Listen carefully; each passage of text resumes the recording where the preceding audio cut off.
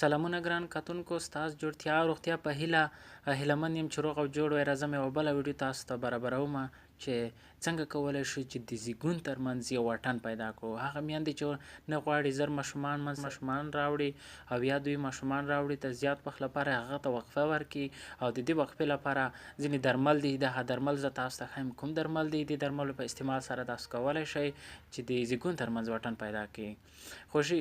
د خوشي په نوم ګولۍ استعمال کړئ چې د خوشي ګولۍ هغه ګولۍ دي چې زیږونونو ترمنځ واټن راولي. یو اسانه او ګټوره او بې خطره طریقه ده.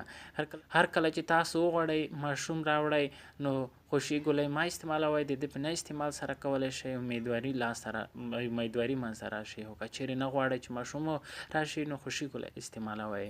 خوشي ګولۍ څه ګټې لري؟ اول، د زیږونونو ترمنځ واټن راوستلو لپاره یوه ګټوره بې خطره لومړنی خلط به بیرته ګرځېدو وړ طریقه ده. کله چې زیږون نه غواړئ د دې ترمنځ یو واټن منځته راوړي، دا یو ګټوره او بې خطره ده. کله چې دا لومړنۍ خلطه هغه مور بیرته د زیږون لپاره برابروي. دویمه، په ډېر اسانۍ سره استفاده کیږي او د میاشتنۍ ناروغۍ ښایست دردونه کموي.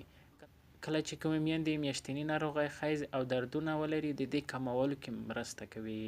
دریم، میاشتنی عادت یا ښایست تنظیم کې مهم رول لري. څلورم، د تخمدان او رحم د سرطاني ناروغیو په مخنیوي کې مرسته کوي. پنځم، په مخ باندې د ځوانۍ دانو مخنیوي کې هم مرسته کوي. په دې هیله چې ویډیو مو خوښه شوې لایک او شیر کړئ او زموږ چینل هم